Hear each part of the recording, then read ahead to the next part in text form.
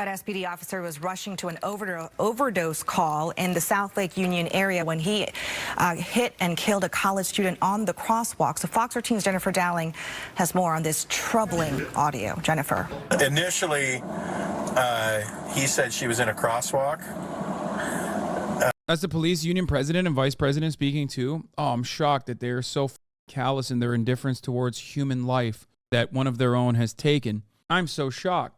Is it fair that I want outrage for this? I heard the cop hasn't been punished. So I showed you cops doing their jobs correctly, and now I will show you what they actually do regularly. Remember, these are the people that are tasked with protecting and serving the public. As they already described, in Seattle, a dude was hitting 78 miles, according to this chatter, in a 25-mile zone. No lights on, at a red light, at an intersection, and hit and killed a pedestrian. That part of the story is fucked up, but it's a very common aspect of policing. Vehicular manslaughter is the bread and butter of the police force. The victim was a 26-year-old graduate student. The people that you're hearing in this conversation is Daniel Otterer, who's the vice president of the Seattle Police Officers Guild, the police union, who responded to the January 23rd crash scene where another officer, Kevin Dave, struck and killed HasanAbi Kandula, who was 23 years old. She's not 26. She was 23 years old. I apologize for saying 26 earlier. HasanAbi was walking through a crosswalk. Dave was driving at 74 miles an hour, not 78. I was wrong on that too. On the way to an overdose call, an Otterer, a drug recognition expert, was assigned to evaluate whether Dave was impaired. Afterward, Otterer left his body camera on as he called Guild President Mike Solon to report what had happened. In a recording released by the police department Monday, Otterer had this to say. So this is the VP of the Guild, the police union, talking to the president of the police union. He said she was in a crosswalk. There's a witness that says no, she wasn't, but that witness could be different because I don't think she was thrown 40 feet either, but she is dead.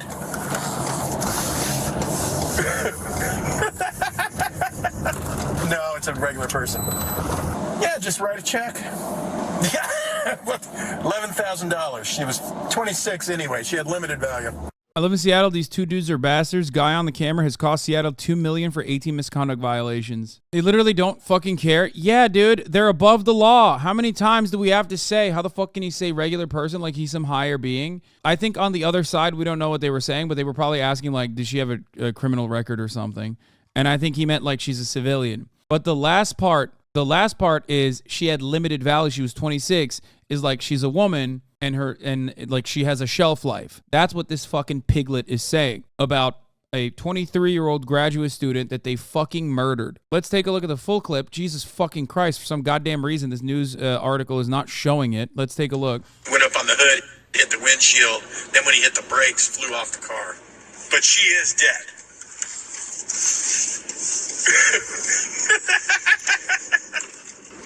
No, it's a regular person. Yeah, $11,000. She was 26 anyway. She had limited value. Understand the callous indifference that they have to human lives that they are tasked with protecting. That kind of attitude is born and bred. That kind of attitude is also an expectation from the police, from those who actually control the levers of power in society. They are supposed to be these merciless pig dogs who fucking routinely cull the masses. They're supposed to be devoid of empathy. They are the violent, jackbooted thugs of the state, which has a monopoly on violence. I have had so many moments like this one, and in my 10 years of covering police brutality, that is the reason why I'm not saying ban-worthy things right now. I've already said everything and more. Those who were wondering why I'm not like fucking talking about or saying things that would get me immediately banned off this platform. Most mask-off shit I've ever seen from a cop, to be honest. Well, it's because this is supposed to be a private moment where a vice president of a police union is talking to a president of a police union. Now, if the head of the snake is this fucking rotten, why do you expect the rest to not be? These are the people that are tasked with protecting, supposedly protecting, and serving the population. This is why we say there are no such thing as good cops, okay? This is why we say all cops are bad, because the institution is designed in a way to do this. to have this kind of criminal negligence, to have this kind of disdain for human life. And if you are a good cop, because you were originally duped by Hollywood into thinking that your job is to protect and serve the interests of the citizens, and if you actually follow through on doing good things in a system that is designed for you to do bad things, you will inevitably be pushed out of the service, or even maybe in certain instances killed. You'll be fired, you'll be bullied out, or you'll be killed. Because you might be a good person when you're not wearing the badge, but when you're wearing the badge, you are expected to do bad things. That is your job. To how what you're saying, nowhere in the law are they protected to serve, or are they supposed to protect and serve the civilians? Only scum, rich degenerates. Yeah. The job attracts power-hungry, sadistic sociopaths. Couple that and lack of oversight and accountability, that is bad. No, it's not that the job attracts power-hungry, sadistic sociopaths. The job also turns you into a power-hungry, sadistic sociopath because the job demands you be a power-hungry, sadistic sociopath. That's it. That's the problem. From the start, the expectation is that you behave that way. The most significant part of policing, other than fucking paperwork, taking any criminal justice class, you know this already, is exercising authority. That's your job. Your job is to exercise authority in every situation. Exert authority. That's an awesome power that demands awesome responsibility. It's always going to yield these kinds of results in a society that is designed around a capitalist organization of the economy. It's weird that you, no gun, no power civilian, can't say what you want and do, can't say what you want to do to that degenerate scumbag cop without being punished, but cop leader, gun and power, can say and do far worse, literally kill and nothing will happen. We simply imply violence and the hammer comes down. Yes. I legitimately don't understand ACAB truly. Why is it not as bigoted as saying that all of one race of people is bad? Okay, let me ask you this. Do you think all slave catchers are bad? Let's use a job from a different time and place. It's a job. Or do you think that there were some good slave catchers out there? It was illegal to free a slave. It was illegal to be a slave out in the open and try to free yourself. So technically, slave catchers were doing the bidding of the state. Were there good slave catchers that were operating with the full allowance of the law? Or do you understand that all slave catchers were doing an incredibly cruel and inhumane thing? Being a cop is a choice. Being a race is not. Finish the argument. Is upholding the law bad? I agree with you, but I'm confused. Upholding the law is bad if the laws are bad. In a situation where the law demands that black people be enslaved and you are the guy who is exercising full authority and the monopoly of violence that you hold upon certain members of society, then you are doing something that is bad. Yes, legality is not morality. Does that help you understand this? Now, the situation that I'm showing you, right? The situation that I'm showing you, this conversation, and the prior instance of a vehicular manslaughter in the hands of the SPD is not even in the books as legally permissible. The reason why I'm talking about this specifically is because in this otherwise legally impermissible circumstance, you are still seeing cops who think that they're having a private correspondence with one another, cops in incredibly high positions of power. These aren't just regular cops. This is the vice president and the president of the police union, guys that are tasked with protecting bad cops. They are the worst of the bad cops.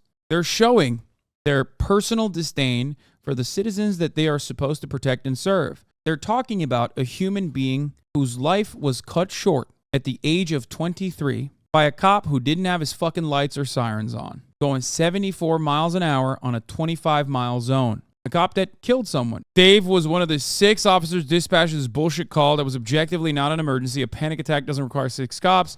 It certainly doesn't require them to drive at ridiculously unsafe speeds to get there, especially with their lights off too and no sirens. Kevin Dave was one of the 6 officers dispatched to an overdose call that SFD had well in hand. The Seattle Fire Department was there on scene. He was 3 minutes from his destination when he hit Janavi. He could have driven the speed limit and reached where he was going at half of SPD's priority 1 response target, which is 6 minutes. The call that he went to 78 miles per hour for a response call was someone on coke having a panic attack. It doesn't even end there. I'm going to show you some way worse shit that the media is not talking about so far on this issue, for the record. But let's watch the full video so you guys get a better understanding, once again, of how fucking cruel and demon-like these guys are and how it's so routine for them. He's going 50. That's not out of control. That's not reckless for a trained driver. Yeah, lights and sirens. It wasn't 50, and as far as I understand, lights and sirens weren't on. Maybe I'm wrong about that. I thought the lights and sirens were off. He was going 74 miles an hour in a 25-mile... Oh, he means over... He was over 50. It was over 50. Okay. He had lights on, but no sirens. Initially, he said she was in a crosswalk. There's a witness that says, no, she wasn't. But that witness could be different because I don't think she was thrown 40 feet either. He's saying that the witness's testimony might not be credible because the witness also said she was thrown 40 feet. I think she went up on the hood, hit the windshield, then when he hit the brakes, flew off the car. But she is dead. I watched the footage. He was flicking the lights on periodically while flying through the area at 75 miles per hour. This is criminal. No, it's a regular person. Says no, it's a regular person. Yeah, $11,000. She was 26 anyway. She had limited value. That's the video. The cop's defense of this is saying he's making fun of the lawyers. That's how lawyers speak about the situation. His take is that he was just like simply making fun of the lawyers. It doesn't matter. The lawyers are representing the fucking police union, dipshit. Like, he's talking about the payouts that they have to make to people that they kill in an unjustifiable situation. And yes, he was on the phone with the Seattle Fraternal Order of the Police President. Yes, he's the vice president on the phone, on the other side of the phone, which, by the way, I'm pretty sure you can FOIA, if I'm not mistaken, is the president of the union, the police union. So we talked about how Kevin Dave was one of the 6 officers dispatched to the overdose call. Orderer, ultimately, the guy who you heard, who had this disdain, the vice president of the fucking union, the police union, was investigated by the OPA twice for punching women, one of whom was handcuffed. He was never fired, not even disciplined for it. The vice president of the police union. His predecessor, Michael Renner, was sued twice for beating people with flashlights. Brutality must be a prerequisite for the Seattle Police Fraternal Order of Police VP slot. How is he still employed? He's a cop. He doesn't have to do anything. He can get away with any kind of fucking cruelty. You are like, this kind of inhumane behavior doesn't happen overnight. It's born, it's bred, it's developed. It's also expected. I saw this as well. Not sure if this is real or not, but the SPD cop who laughed and joked about the young girl who was killed has been the subject of 18 OPA investigations since 2014, costing the city over $2 million in lawsuits. Daniel Order has been the subject of 18 OPA investigations. In 2010, Order and several other officers illegally stopped, harassed, and roughly arrested 2 Mexican immigrants. Order and a dozen other officers beat a mentally ill man to the point of permanent brain damage. In 2014, an arrestee accused Otterer of sexually harassing her in a holding cell. In 2016, Otterer was the subject of 2 separate OPA investigations for using force on women.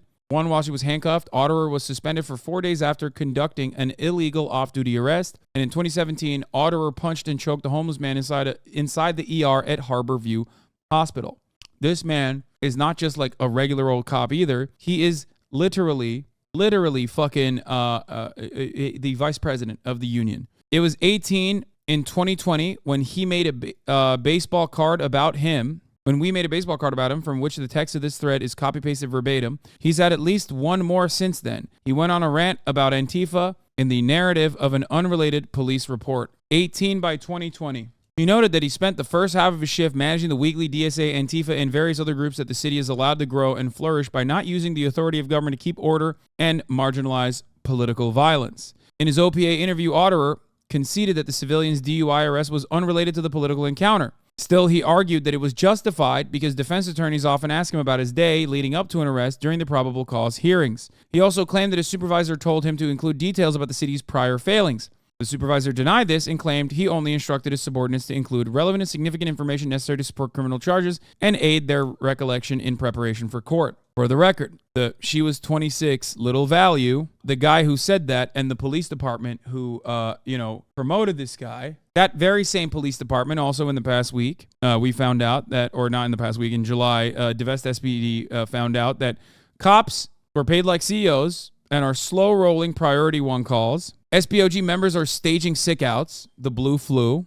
SPD drug-tested Janavi Kandula, but not the cop who ran her over. As in, after she was executed in a situation where there was vehicular manslaughter, where a cop was going 74 miles in a 25-mile zone to go to a possible overdose call that turned out to be just someone on cocaine who was having a panic attack, where the Seattle Fire Department was already on site. They immediately tried to cover their asses by drug testing this person so that they could have claimed, potentially, that she was under the influence of drugs and deserved it. Okay? They drug tested her after murdering her. No drug test took place for the murderer. City Auditor David Jones has released a report outlining several ways Seattle and its regional partners can work together to disrupt organized retail crime. To read the full report, this is the report that they posted. They drug tested a friend of mine's sister after she was shot and killed by the LAPD while she was working at Trader Joe's. That's SOP right there.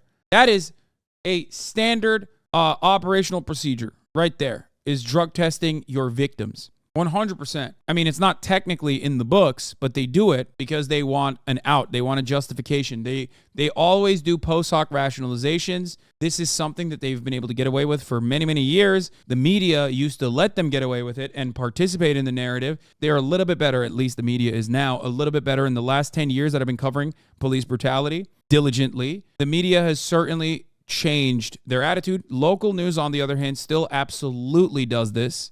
They tried it with George Floyd still. It didn't fucking work out, except the hogs still believe it. If you remember, this was a disgusting situation where Botham Jean in Dallas was murdered in his own apartment by an off-duty cop who thought that he was in her apartment. They literally released a search warrant showing marijuana found in his apartment. Dallas police officer Amber Geiger executed multiple search warrants after Dallas police officer Amber Geiger, in plain clothes, I believe, if I'm not mistaken, after work, walked into Botham Jean's apartment. Botham Jean was her neighbor, downstairs neighbor, and he killed him, or she killed him. Sorry. And then, in an effort to I guess, do the classic thing that they were so used to doing. And by the way, this wasn't in 2018. I think this was before 2018. This came out in 2018. She went into his apartment and fucking killed him.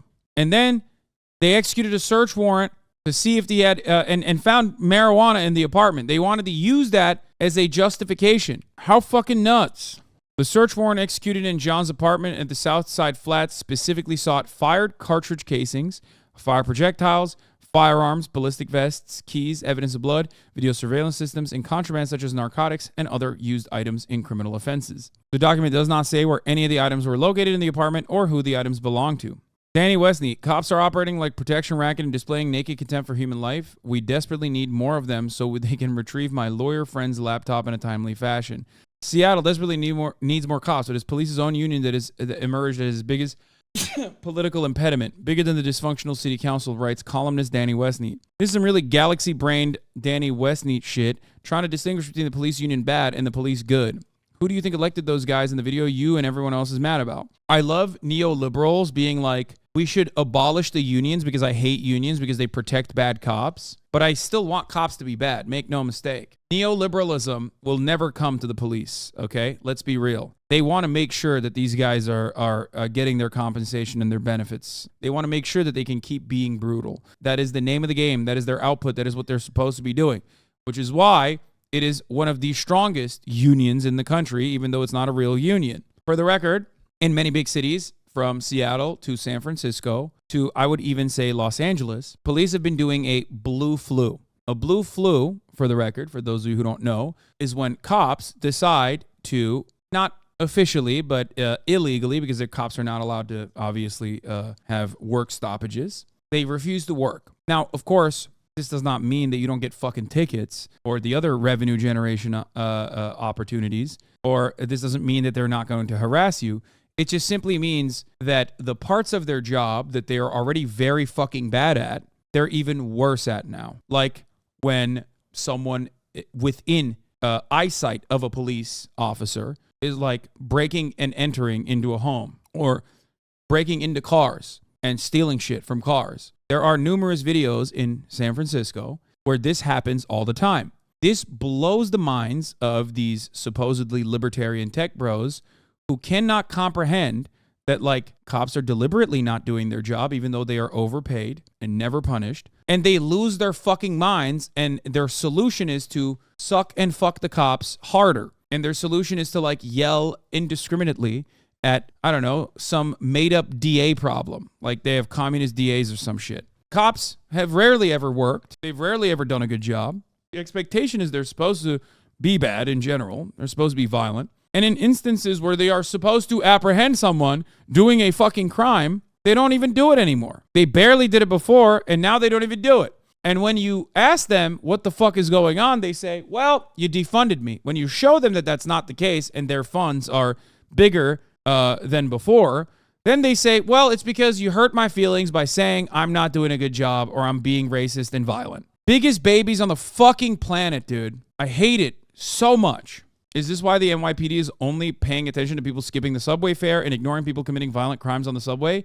Yes. Well, also, two different reasons for that. It's also because it's scary. People doing violent crimes are way scarier than a fucking teenager skipping the fare. You can immediately brutalize a teenager skipping the fare, but if someone is like doing a violent crime on a subway car, well, then you have to actually like, you know, get physical with a person who could fight back potentially. And that's scary. Seriously, everyone who goes, but wouldn't no cops be dangerous, fails to consider what actually happens when you call them, i.e. very little. People always say, but wouldn't no cops be dangerous as a counter to police abolitionists, which I am not one, as you guys know. I do believe that we need to dramatically restructure policing, maybe destroy it and then rebuild it as its sole purpose so that it accomplishes the task that it's supposed to. But having said that, we already pretty much live in a police-free area. If you live in one of these cities where they're doing a blue flu, the only time that they actually end up doing the fucking job that they're supposed to be doing is, like I said, revenue collection and regular harassment. They don't do their job when they're supposed to be the cops, which is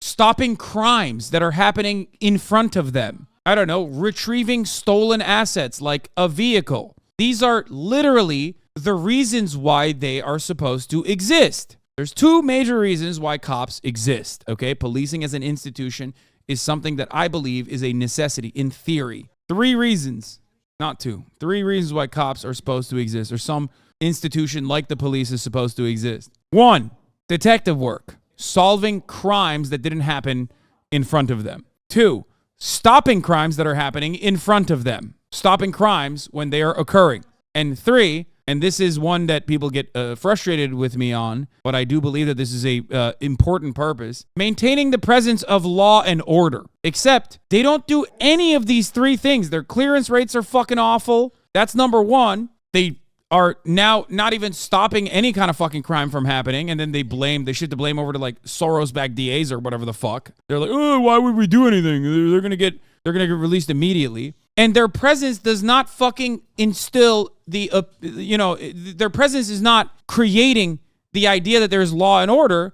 Quite the opposite. It's lawlessness and disorder. So what the fuck are you doing? Why am I getting ass fucked by taxes if all of those fucking taxes are going directly into your pockets so that you get premium health insurance, premium benefits, premium compensation to not do anything? I don't give a fuck. I don't think you should have the best cruiser and a suited up and booted up with a fucking Kevlar vest and an AR-15 and numerous other things. And then the one time where you're supposed to stop someone, okay, when they're doing a fucking crime, you're supposed to stop them. You don't even do it. Fix the fucking potholes. Give more money to the fucking schools. Give more money to social services so that you actually can do something about the never-ending ever-growing homeless population. But we don't do that. We don't spend any of the money on housing initiatives. We don't spend any money on housing first policies. We don't spend any money on like the actual people that we could be training in the right way to solve some of the issues that we face. And we just give it to these guys who fucking sit around with a thumb in their ass playing Pokemon Go. What the fuck? It's so fucking annoying to me. It blows my mind. $8 million a day is the operational budget of the Los Angeles Police Department. It's fucking nuts. They don't do shit. They don't do shit. They got the coolest gear and they don't even use it.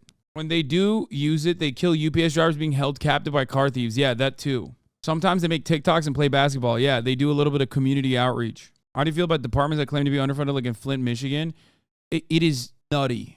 Everywhere in the United States of America, the only public institution that is funded, that has like dollar bills fucking flying out of their pockets in a comical capacity, that they're basically running around like fat cats with a top hat and a monocle, okay? That's the only fucking institution, the public institution that is like funded way above what is a necessity. That's the police. Fucking ridiculous, dude.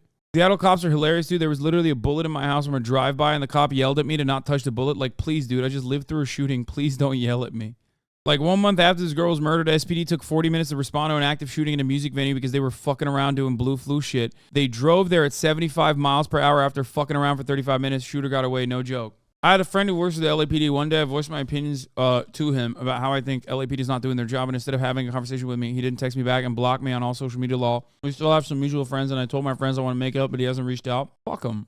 Fuck that piece of shit. You don't have to make... Dude, whatever. It's for the better that you're not friends with some fucking cop, I promise. And you're saying he's in a gang now, but that's not even the case. Criminal elements, gangs specifically, are born out of necessity. They're born out of necessity, and they have to exist within that community. They're community members that exist within a community. Obviously, there's a lot of fucked up shit that they do in gangs, but ultimately, there's another side to that. Police, on the other hand, have gangs within the Los Angeles Sheriff's Department, gangs in the way that you understand it, and they're not from the community, and they don't have to do anything nice for the community either. They just take the tax dollars from people in that community, and they use, in many instances, those same fucking tax dollars to pay out people's families that they end up murdering unjustifiably. What do you mean gangs and the police? Google LASD gangs. Google Los Angeles Sheriff's Department gangs. The Los Angeles Sheriff's Department has actual gangs inside of its inside of its regular operations. You don't get beaten in, but you like have to get a confirmed kill. They have identifiable markers. Investigations have been conducted with, of course, zero fucking recourse. Cavemen, banditos, executioners, just to name a few of these, your local LASD officer, and they will immediately get shifty. Body cams are the best thing to have as the cops. I mean, yeah, but they still fucking shut it off regularly. It's incredibly fucked up. Anyway, just another day, another instance of incredible police brutality in the United States of America. You already know it, you know? Real piece of shit, this guy. Real nice of him to just continue operating. Certainly, this says nothing about policing as an institution, though. You know what I mean? Certainly.